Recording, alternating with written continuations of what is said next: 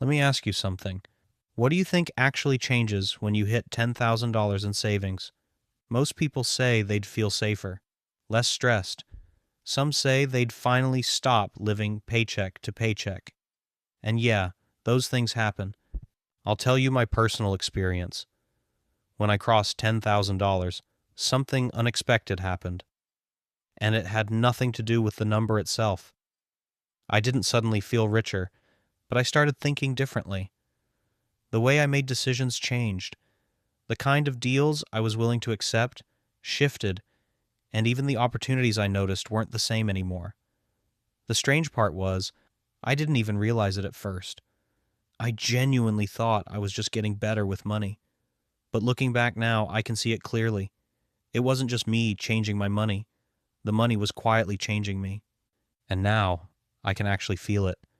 There's a sense of freedom I didn't have before. Less stress over small expenses, more confidence in my choices, and this quiet control over my life that wasn't there earlier.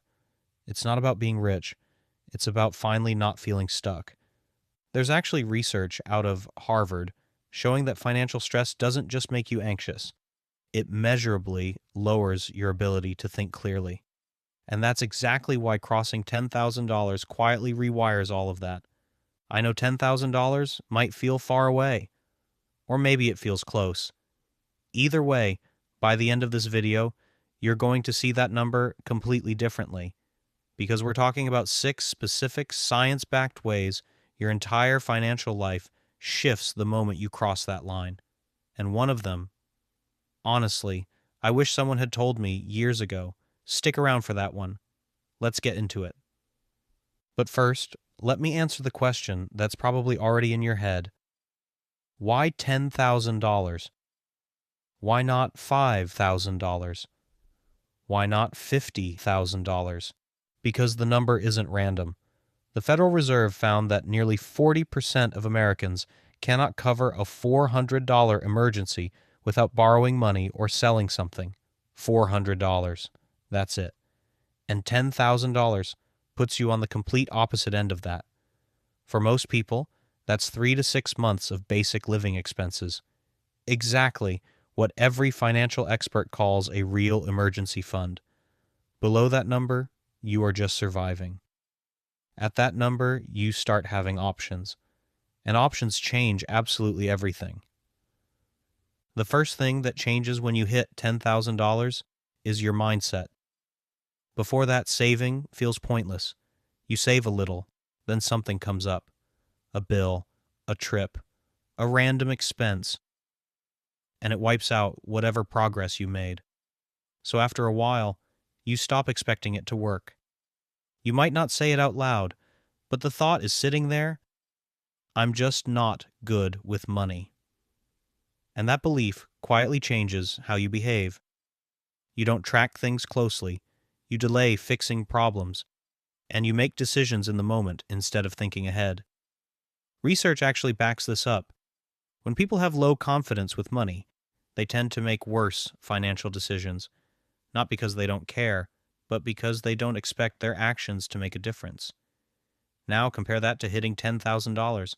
That didn't happen by accident. You had to. Be consistent. You had to make decent decisions over time, and that gives you something simple, but powerful. Proof. Proof that saving actually works if you stick with it. And that proof changes how you see yourself. You stop thinking, I'm bad with money, and start thinking, I know how this works.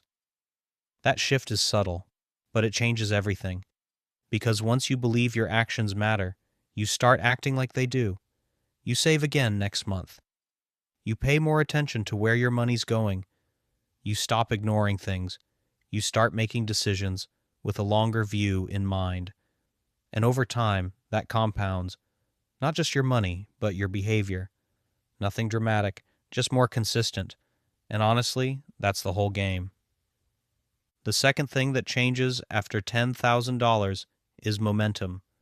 The first $10,000 is the hardest part. Not because of the number, but because you're building everything from zero. Early on, you save $300, maybe $500, and it barely moves the needle, so it's easy to lose interest. But by the time you hit $10,000, something important has already happened. You've built the habits, you know how to save, you're paying attention to your spending, and you're not guessing anymore. Here's what that looks like in real life.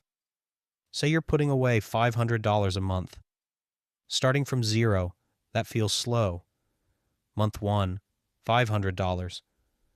Month 2, $1,000. It takes forever to feel like you're getting somewhere. Now picture you already have $10,000 saved.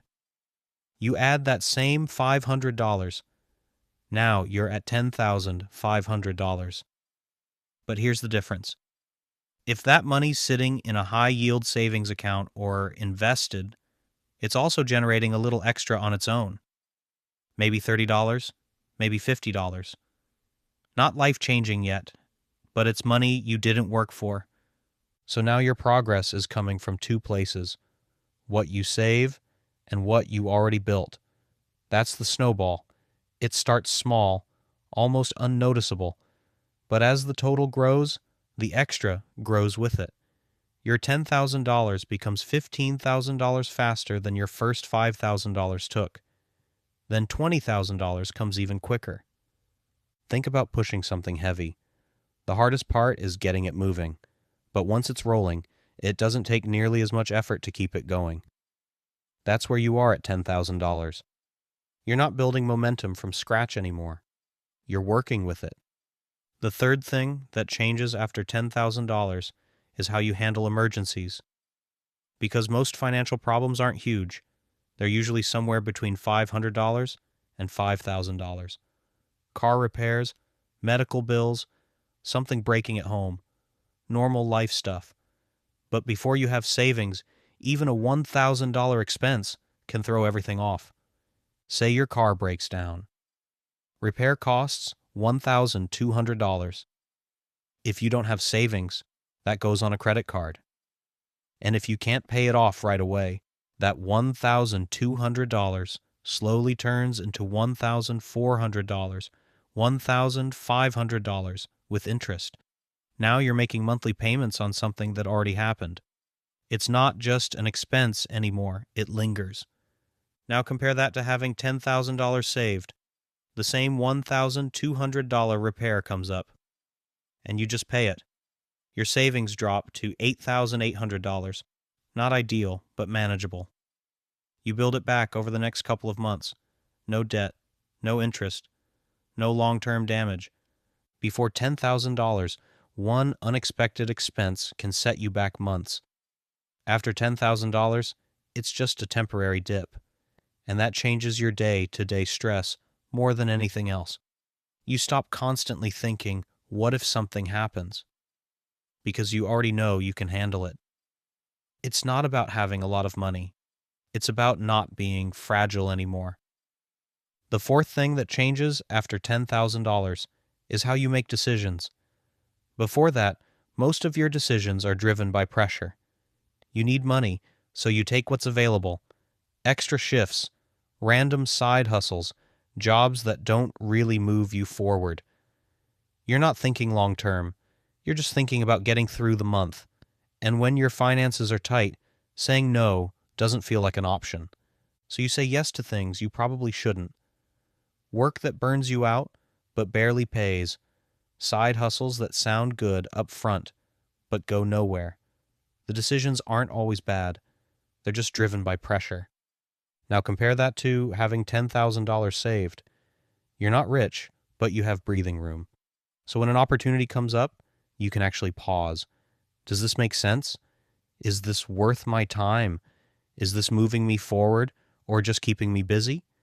Say you're offered freelance work that pays okay, but would take up most of your evenings. Before, you'd probably take it without thinking, because extra money is extra money. But now, you might pass. Use that time to build a skill or find something better. Same situation, completely different response. You go from reacting to money to actually being selective with it.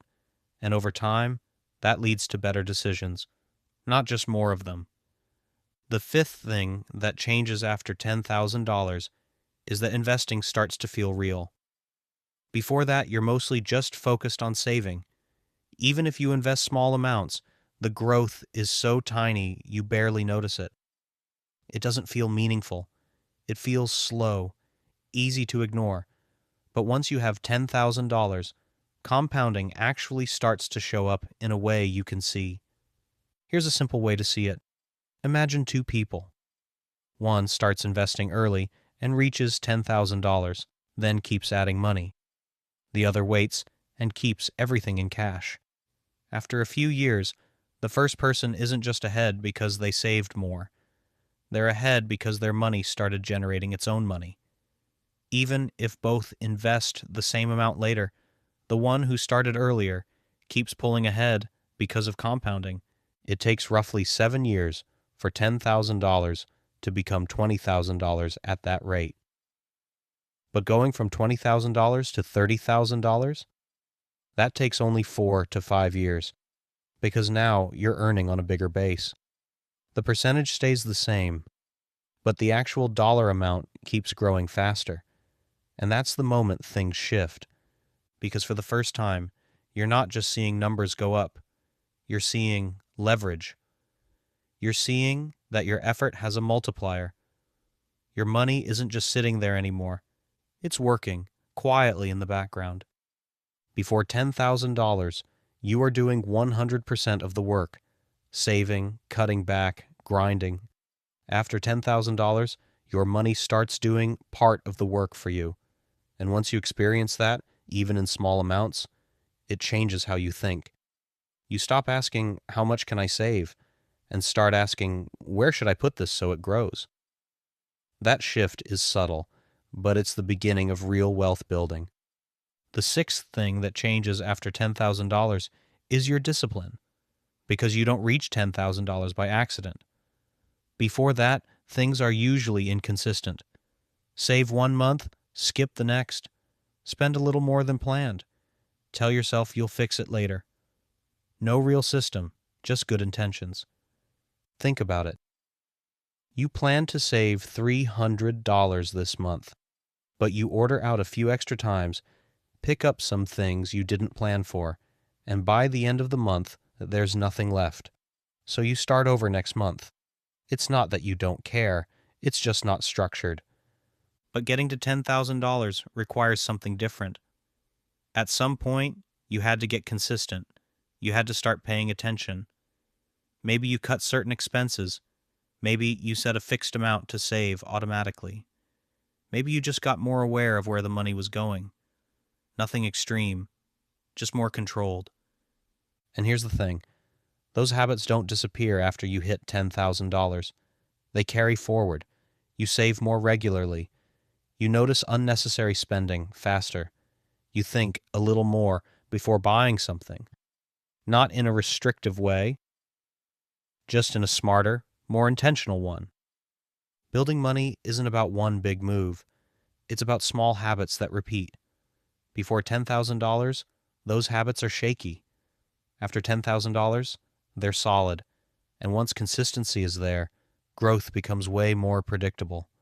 So when you step back and look at the full picture, $10,000 isn't really about the number. It's about what changes around it. You go from constantly reacting to money to actually having some control over it. From just trying to get through the month to building something real. From survival to stability to eventually actual growth. And none of it happens all at once. It starts small. One decision, one habit, 1 month at a time. It's not perfect. It's not fast. But it compounds, just like everything else.